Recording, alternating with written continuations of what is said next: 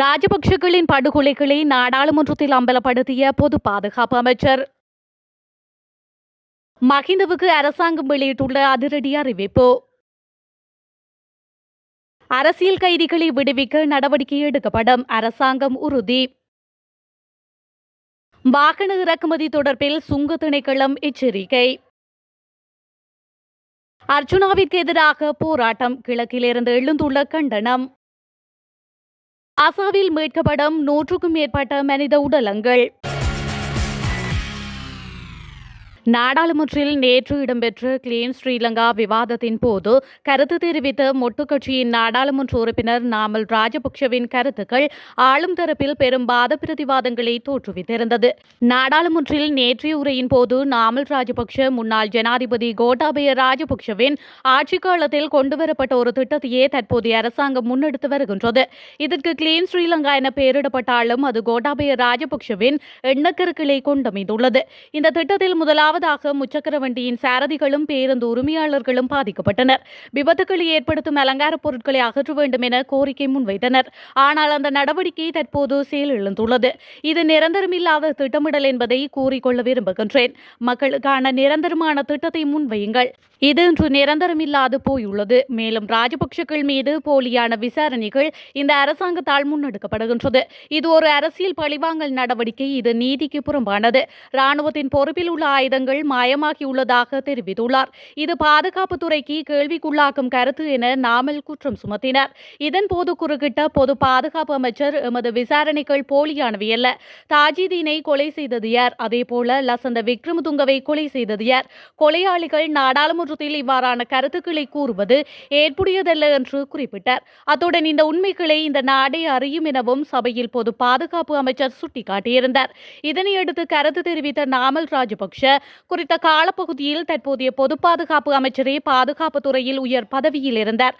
அப்படியானால் தற்போது முன்வைக்கும் இந்த குற்றச்சாட்டுகள் அவர் பதவியில் இருந்தபோது ஏன் வெளிவரவில்லை என மேலும் கேள்வி எழுப்பியுள்ளார். வெளியேறுமாறு கேட்கப்படும் வரை காத்திருக்காமல் முன்னாள் ஜனாதிபதி மஹிந்த ராஜபக்ஷ தாம் தங்கியுள்ள வீட்டை விட்டு வெளியேறுவது நல்லது என்று அமைச்சரவை பேச்சாளர் நலிந்த ஜெயதிச தெரிவித்துள்ளார். ஜனாதிபதி உரிமைகள் சட்டத்தின் விதிகளை அவர் புரிந்து கொண்டால் அவர் அவ்வாறு செய்ய வேண்டும் என்று அமைச்சர் ஜெயதிச குறிப்பிட்டுள்ளார். முன்னாள் ஜனாதிபதிகள் தங்கள் சம்பளத்தில் 1/3 பங்கிற்கு உரிமையுடையவர்கள் என்று சட்டம் தெளிவாக கூறுகின்றது என அமைச்சரவை முடிவுகளை அறிவிக்கும் வாராந்த மாநாட்டில் அவர் தெரிவித்துள்ளார். இந்த நிலையில் முன்னாள் ஜனாதிபதி மஹிந்த ராஜபக்ஷ இந்த சட்டத்தை நடைமுறைப்படுத்திய அரசாங்கங்களில் இருந்துள்ளார். எனவே கேட்டுக்கொள்ளும் வரை காத்திருக்காமல் அவர் வெளியேறுவது நல்லது என்று அமைச்சர் குறிப்பிட்டுள்ளார். மேலும் அரசியல்வாதிகளின் சலுகைகளை ஒழிக்கவும் மற்றும் அரசியல்வாதிகளால் மக்களுக்கு ஏற்பட்டுள்ள சுமையை குறைக்கவும் பொதுமக்கள் அரசாங்கத்திற்கு ஆணையை வழங்கியுள்ளதால் இந்த விதி அனைவருக்கும் பொருந்தும் என்றும் அமைச்சர் ஜெயதிச தெரிவித்துள்ளமை குறிப்பிடத்தக்கது.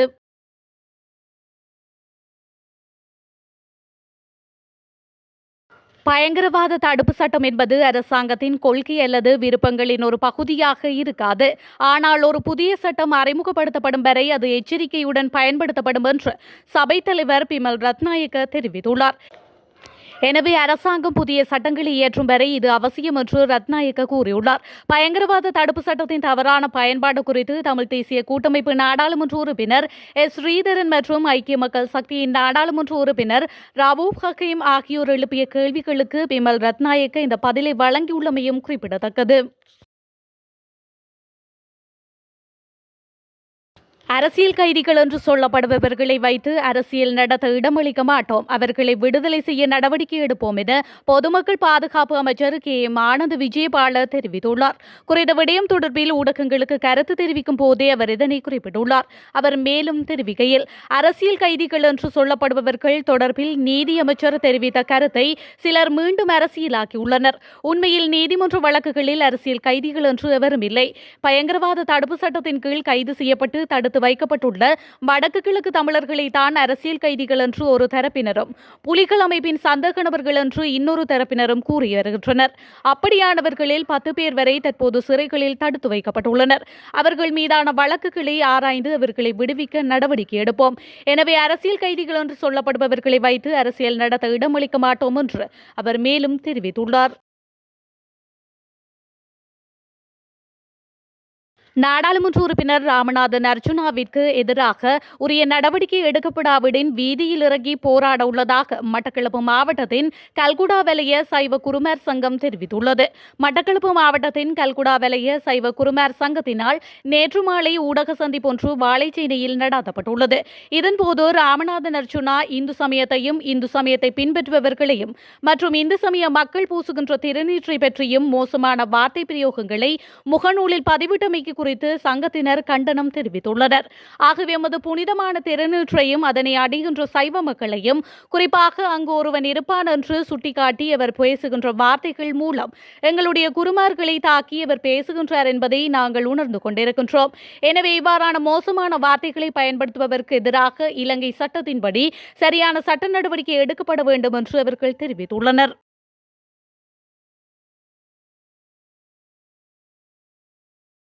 அரசாங்கம் முறையான அனுமதி வழங்க முன்னரே வாகனங்களை இறக்குமதி செய்ய சில தரப்புகள் முயற்சிப்பதாக சுங்கத் திணைக்களம் எச்சரித்துள்ளது. அதன் காரணமாக பெரும்பாலும் துபாய் மற்றும் ஜப்பான் நாடுகளிலிருந்து தெரிவிக்கப்படும் கொள்கலன்களை கடுமையான பரிசோதனைக்கு உட்படுத்துவதாக திணைக்களம் அறிவித்துள்ளது. அவ்வாறு வாகனங்கள் இறக்குமதி செய்யப்படுவது கண்டறியப்பட்டால் குறித்த வாகனங்களை அரசுடைமையாக்க நடவடிக்கை எடுக்கப்படும் என்றும் சுங்கத் திணைக்கள பேச்சாளர் சீவலி அருகுட எச்சரித்துள்ளார். எதிர்வரும் பிப்ரவரி 1 தொடக்கம் வாகன இறக்குமதிக்கான அனுமதி வழங்கப்படும் என்று அரசாங்கம் அறிவித்துள்ளமையும் குறிப்பிடத்தக்கது.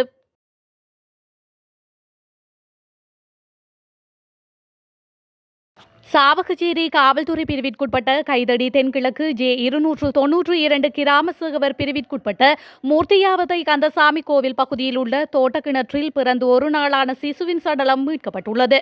நேற்று காலை குறித்த தோட்டத்தில் வேலை செய்வதற்காக வந்தவர்கள் கிணற்றில் நீரெடுக்க முற்பட்ட வேளை சிசுவின் சடலத்தை பார்த்ததும் கிராம சேவகர் மூலம் சாவகச்சேரி காவல் நிலையத்திற்கு தகவல் வழங்கினர். அதனைத் தொடர்ந்து சம்பவ இடத்திற்கு விரைந்த காவல்துறையினர் உயிரிழந்த சிசு தொடர்பில் விசாரணைகளை ஆரம்பித்துள்ள நிலையில் சாவகச்சேரி நீதவான் நீதிமன்ற நீதிபதி சம்பவ இடத்திற்கு நேரில் சென்று சடலத்தை பார்வையிட்டதுடன் பிரேத பரிசோதனைக்கு உத்தரவிட்டமையும் குறிப்பிடத்தக்கது.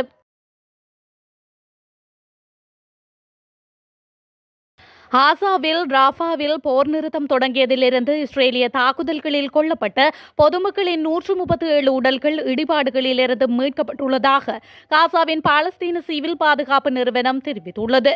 காசாவில் உள்ள கொங்கிரீட் தரிசு நிலத்தின் கீழ் 10,000 உடல்கள் புதைக்கப்பட்டுள்ளதாக திங்களன்று அல் ஜசீரா செய்தி வெளியிட்டுள்ளது. இஸ்ரேலிய அதிகாரிகளின் தகவல்களை மேற்கோள் காட்டி ஐநாவின் மனிதாபிமான அலுவலகம் நேற்று முன்தினம் 915 உதவி பார ஊர்திகள் காசாவிற்குள் நுழைந்ததாக கூறியது.